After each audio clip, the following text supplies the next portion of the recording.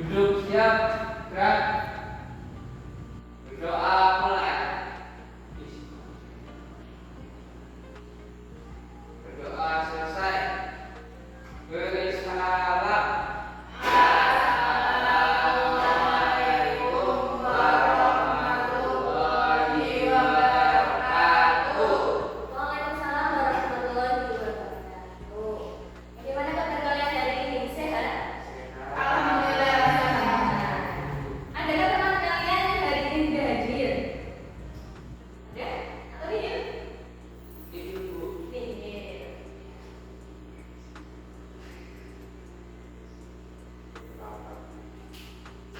Sebelum kita belajar hari ini, coba dilihat kanan kiri bawah kalian ada sampah atau tidak. Kalau tidak, mungkin kita tolong untuk diambil dan dibuangkan dulu tong sampah.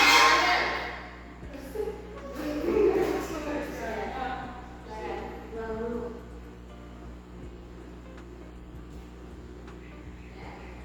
Silakan kembali ke tempat. Masih semangat? Masih. Walaupun di jam-jam akhir harus tetap semangat. Ya. Untuk pertemuan yang lalu, ya, yang flashback kemarin kalian telah mempelajari tentang apa? Buku fiksi dan non fiksi. Ya, kemarin sudah mempelajari berkaitan dengan perbedaannya.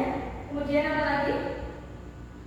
Dalam perbedaan ciri-cirinya, ya, pengertian ciri-ciri, ya. Untuk hari ini, ya, tujuan pembelajaran hari ini, ya, nanti kalian melalui teks bacaan yang ada, nanti diminta untuk mencari unsur pembangun atau unsur implisit di dalam sebuah cerita fiksi, ya. Ya. Sebelum ke pembelajaran selanjutnya, mengingatkan kembali ciri-ciri buku fiksi.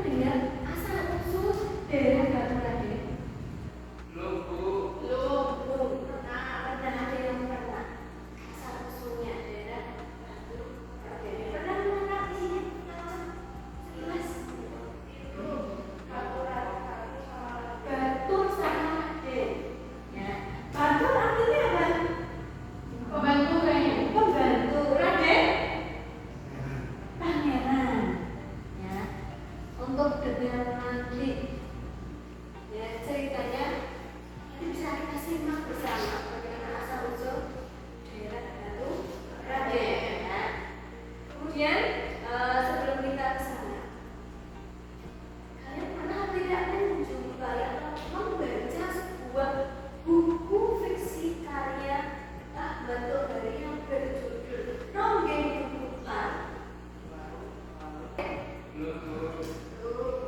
Nanti kalian bisa pergi ke perpustakaan, bisa baca novel kayak Ronggeng Dukuhan karya Ahmad Tohari yang berada di daerah ya. Untuk sebelum itu kita simak dulu video ya, asal usul dan batu raden. Jadi di mana kalian biasa harus tahu asal usulnya bagaimana, jelas dulu ya. Oke guys.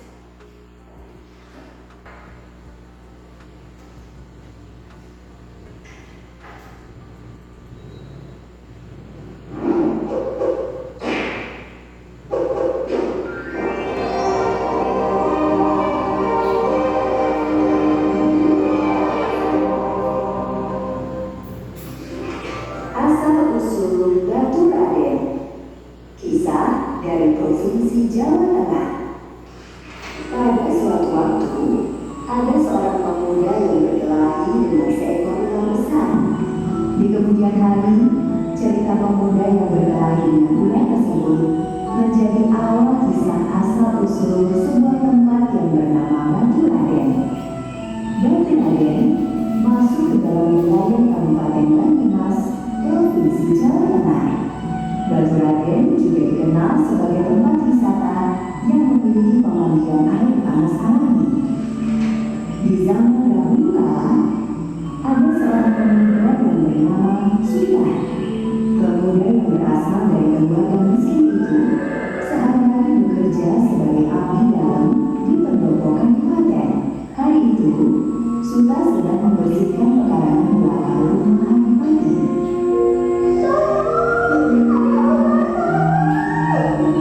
Seketika Sultan terkejut dan mencari asal muasal suara tersebut. Alangkah terkejutnya Sultan, dia melihat putri Adipati tengah dililit ular besar. Tanpa pikir panjang, Sultan menyambar seonggok kayu dan memukuli kepala ular.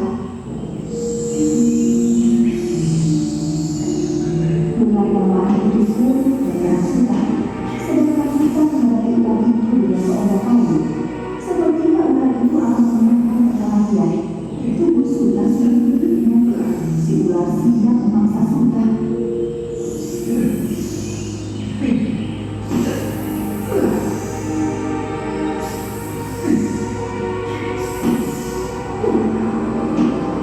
Ular besar itu pun mati. Putriku, ada apa duduk di sini? Ayah, tadi ada ular besar. Ibu Adipati menjelaskan kepada ayahnya kejadian yang baru saja dialaminya.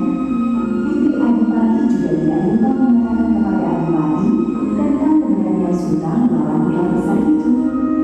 Sudah, selama ini kamu telah bekerja dengan baik denganku. Kamu juga sangat berani.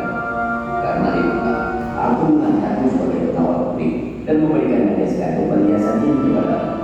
Ampun Gusti Adipati. Terima kasih atas kemurahan Gusti Adipati. Tetapi pemberian ini terlalu banyak. Hamba sudah cukup mendapatkan gaji dengan bekerja selama ini. Adipati sangat kagum dengan kesederhanaan Sultan. Adipati memaksa Sultan menerima hadiahnya. Dengan terpaksa, Sultan menerima sekantung perhiasan tersebut. Sejak saat itu, Sultan diangkat sebagai pengawal pribadi Putri Adipati. Setiap hari, Sultan mengawal Putri Adipati ketika bepergian. Putri Adipati pun jatuh hati kepada Sultan. Hingga suatu hari, Sudah, ada keperluan apa sehingga kamu mengalah? Ampun Gusti Adipati. Mohon maafkan hamba jika bersikap lancar. Kedatangan hamba menghadap adalah untuk melamar Putri Adipati. Apa? Dasar lancar. Dia jatuh dari seorang tersebut. Benar sekali dalam berpikir. Mengapa? Tangkap dan dibersihkan manusia di dalam diri. Bekerja bawah tanah. Ayah, ampuni Sultan. Dia pemuda yang baik. Ingat, dia yang menyelamatkan dari ular besar itu. Adipati yang marah tidak mendengarkan putrinya. Sultan pun dijebloskan ke penjara bawah tanah. Penjara bawah tanah tempat Sultan ditahan hanya diterangi sebuah ombak kecil. Bagian lantainya digenangi air, sehingga setengah kaki Sulta terendam. Kondisi penjara yang lembab tanpa sinar matahari membuat Sulta jatuh sakit. Sudah, turun. Siapa kamu? Aku sudah pergi. Pergi sekarang sebelum kamu menjadi. Begitu ini kalau kamu dan kata itu.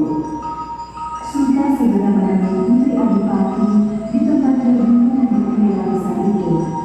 Sulta dan Putri Adipati segera lari dari rumah Adipati dan menuju ke lantai bersama. Sulta dan Putri Adipati menikah serta tinggal pada sebuah desa kecil di lereng Gunung Slamet sebelah selatan. Desa kecil itu sekarang disebut dengan nama Batu Raden. Batu Raden berasal dari gabungan kata batur yang artinya membantu atau pesuruh. Sedangkan Raden adalah gelar kebangsawanan dalam masyarakat Jawa.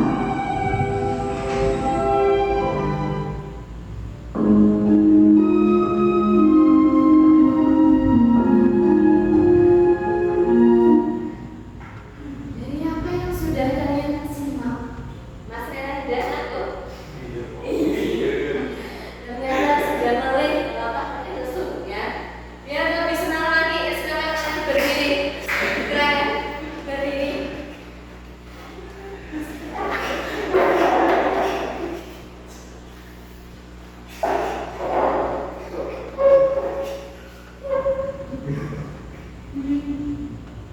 Jangan berhadapan-hadapan dengan kalian.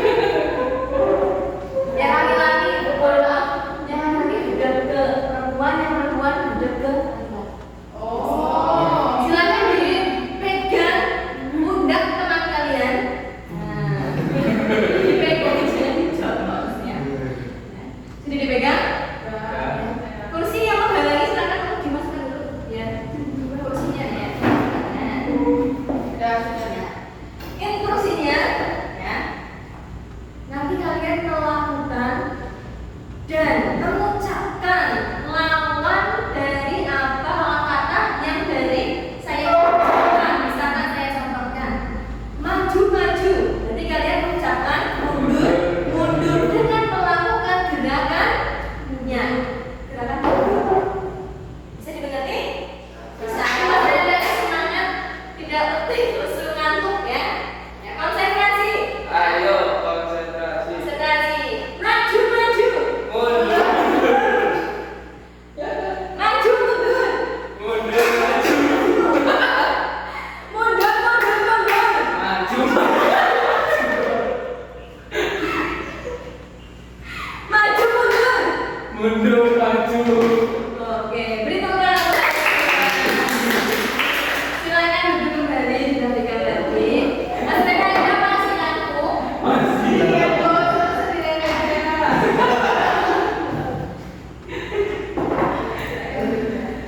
Bisa dilanjutkan? Dari apa yang sudah kalian simak, ya, cerita yang berasal dari daerah kalian sendiri, dari Batu Raden, sudah tahu asal usulnya bagaimana ceritanya, ya. Tadi disimak dari awal sampai akhir.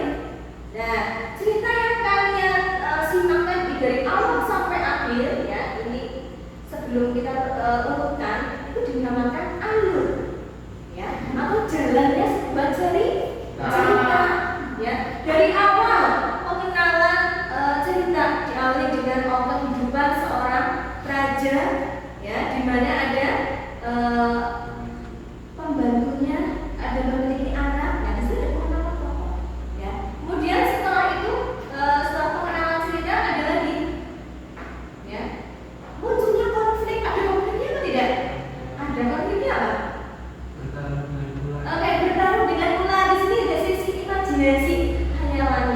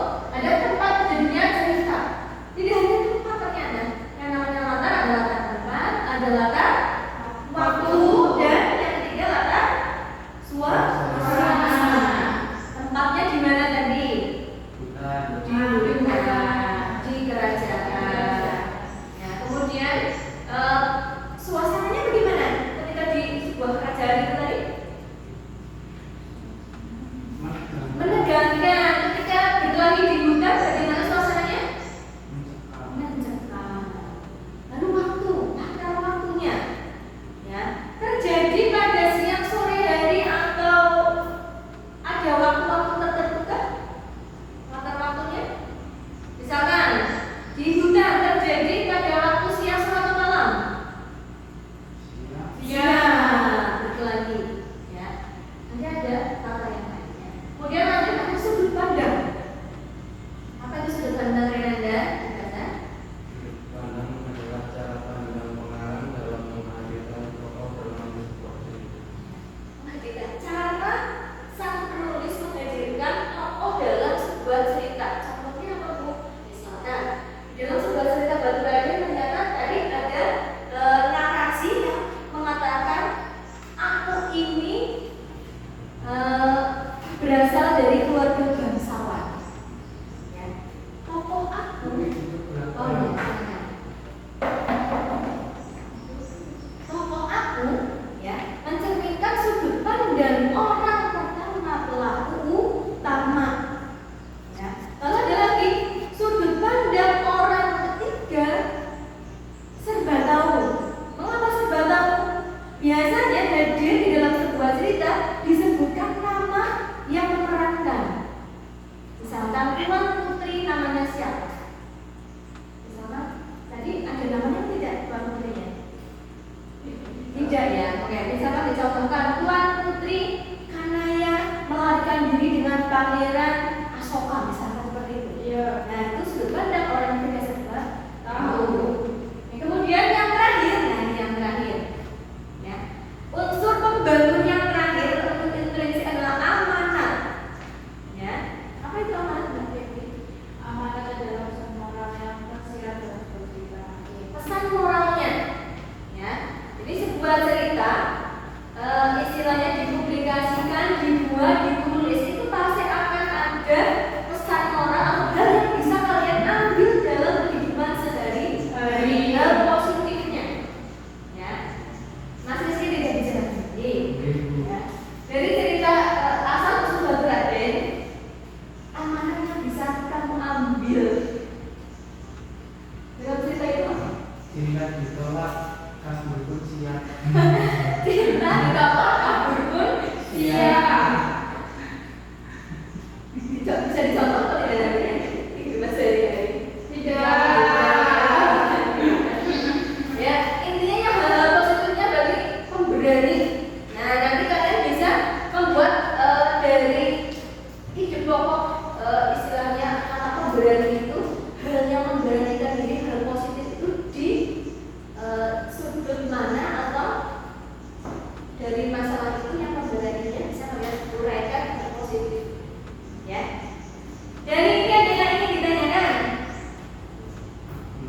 Belum ada. Bisa dimengerti? Bisa. Oh bisa. Bina akan bagikan ya lembar kerja. Ya, yang nantinya akan kalian selesaikan. Ya, dan nanti saya minta perwakilan satu kelompok akan ada yang mempresentasikan di depan. Ya, siap ya? Siapapun kelompoknya. Sanggup?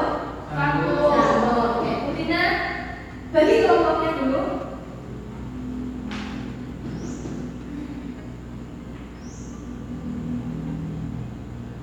Silakan Mas Renanda, kelompok 1 bersama Mbak Dia. Silakan bergabung. Kemudian Mbak Fedia bergabung kelompok kedua dengan Mas Rizky. Gak mau. Kenapa nggak mau? Sama bagian Bu. Kita berteman satu kelas, satu keluarga itu saling mengenal. Ya. Ya silakan dibawa alat tulisnya. Kalian butuhkan. Nanti saya akan berikan per kelompok yang lainnya. Ya, yang harus kalian selesaikan diskusi. Ya, jangan hanya satu orang yang bekerja, yang lain hanya diam. Ya, silakan untuk berpindah kelompok sesuai dengan kelompoknya. Nah, aku gimana Bu? Kelompok 1 atau kelompok 2? Silakan kelompok 1. Berpindah ke sana.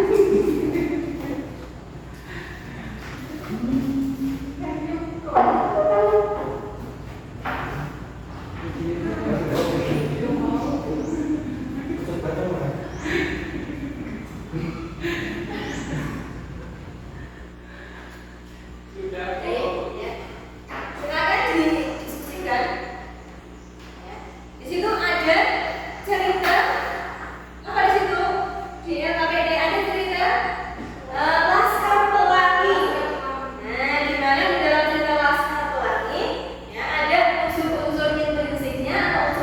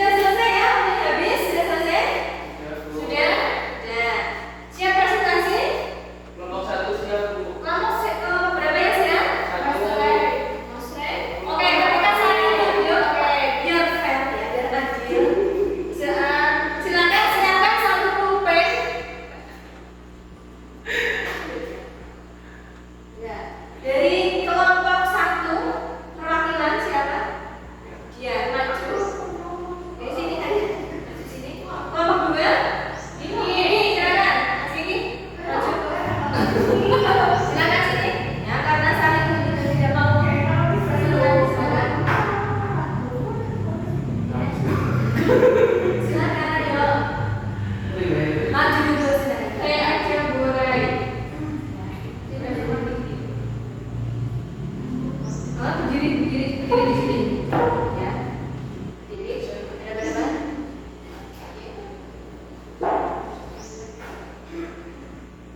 Bisa geser lagi. Ya.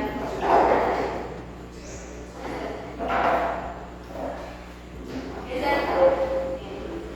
Ada berapa? Ya, nanti menentukan siapa yang akan presentasi. Yang tidak berhasil mengambil pulpen ada yang akan presentasi. Konsentrasi dulu. Ya, langsung saja. Ya, instruksinya lakukan apa yang saya ucapkan. Kalian melakukan gerakan. Misalkan saya mengucapkan silakan pegang kepala. Kepala apa? Ya. Bisa dengar nih? Enggak. Bisa. Silakan konsentrasi. Silakan pegang telinga, kepala, mulut, jidat, jidatnya, minggu jidat, telinga, lutut, mana lutut, perut, kepala, pundak, akhir pundak.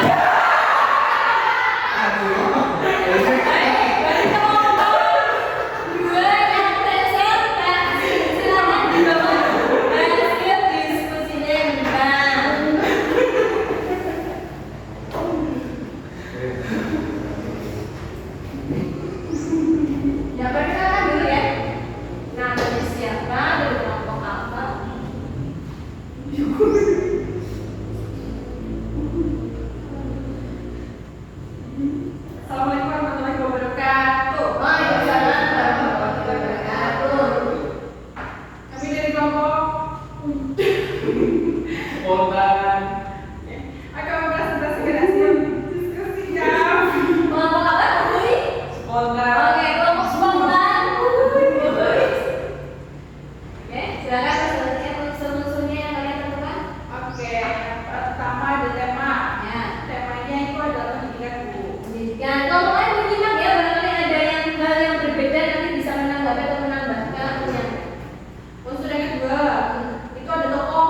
Tokohnya ya. Tokohnya ada banyak Bu ternyata. Yang pertama ada Ikal, Lintang, kemudian Sabara, kemudian ada Bahar, Kiong, terus Samdan, terus yang lainnya ada Ucai, kemudian ada Trapani, kemudian ada Harun, Ya.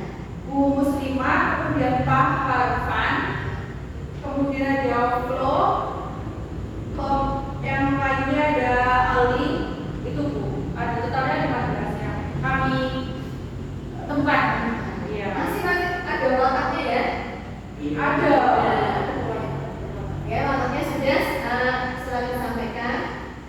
Lanjut yang kedua, yang kamu temukan selain tokoh dan pendorongan apa lagi? Latar Oke, latarnya gimana? latarnya kan ada 3 Bu. Ya. Kan waktu dan suasana.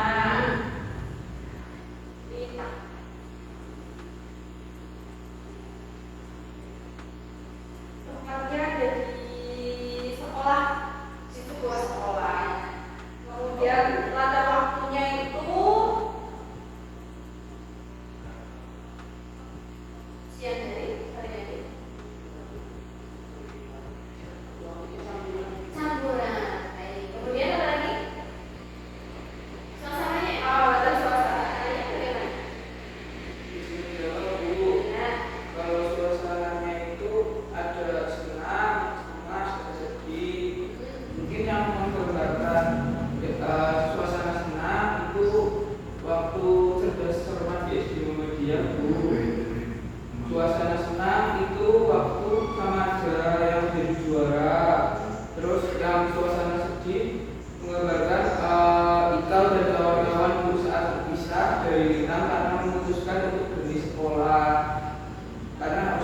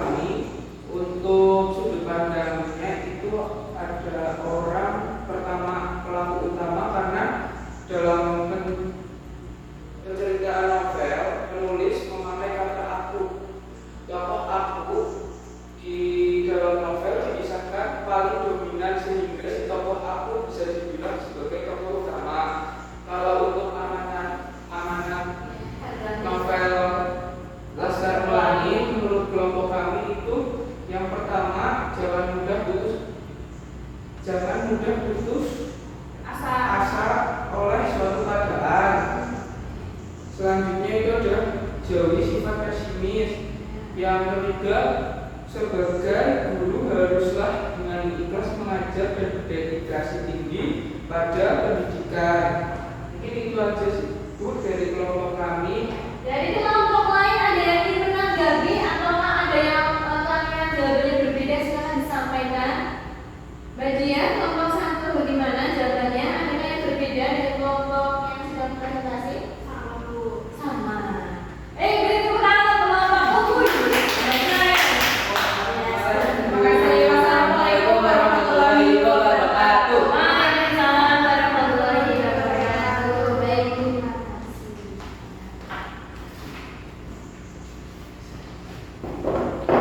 Bu, ini kan pembukaan.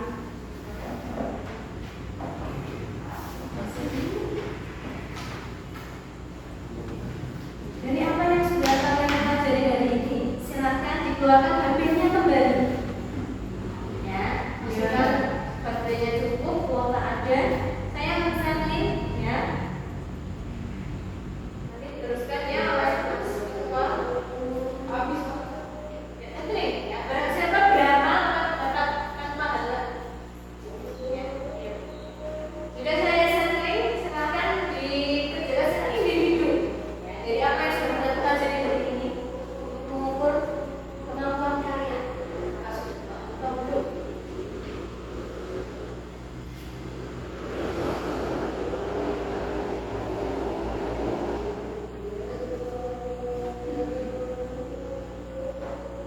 Sudah mengirim semua? Sudah. Sampai sudah kirim? Sudah dilihat ya. Dari pembelajaran hari ini, ya, apa perasaan kalian? Senang. Pembelajaran hari ini membosankan atau tidak? Tidak. Ya. Kemudian dari apa yang sudah kita pelajari, kita telah mempelajari apa saja? Unsur-unsur yang tergabung baru. Ada berapa unsur yang harus kalian pelajari? Ada 6. Yang pertama? Tema. Tokoh dan tokoh apa dan tokohan? Alur. Latar belakang. Latar belakang. Setting. Sudut Sudut pandang. pandang. Aman. Baik, ya. Adakah kesulitan ketika kalian tadi mengerjakan lembar kerja secara berkelompok? Adakah kesulitan saat diskusi atau mengerjakan satu soal nomor berapa, item berapa? Ada kesulitan Ibu? Ada. Di bagian mana? Menemukan tokohnya itu terlalu banyak dan patah. Menemukan tokoh dan perkataan. Iya. Ya. Jadi ketika menelisik satu persatu tokoh memang harus jeli ya. Oke, adakah kesulitan yang lain? Ada? Beres? Nomor 1? Ya, kesulitannya ada ya. Ya. Jadi yang beres itu menyenangkan ya. Kemudian tidak ada hambatan satu ya. Jadi apa yang sudah kalian pelajari hari ini mudah-mudahan bermanfaat ya, bisa nanti kalian terapkan di rumah ya. Apakah kalian ketika membaca ketika perpustakaan membaca sebuah novel cerpen yang berbau fiksi atau imajinasi, bisa kalian analisis. Baik, untuk tugas tindak lanjut, nah nanti ya, ataupun bisa ketika jam istirahat nanti jam kedua ya, bisa nanti kalian pinjam buku fiksi. Ya, tadi kalian sudah bisa membedakan antara fiksi dan non buku fiksi, buku yang bersifat imajinasi berupa khayalan. Boleh novel, boleh cerpen, boleh dongeng, boleh legenda, ataupun yang lainnya. Silahkan dipinjam ke perpus. Atau mungkin ada di rumah, Bu, saya punya buku beli di Gramedia. Silahkan dibawa, digunakan.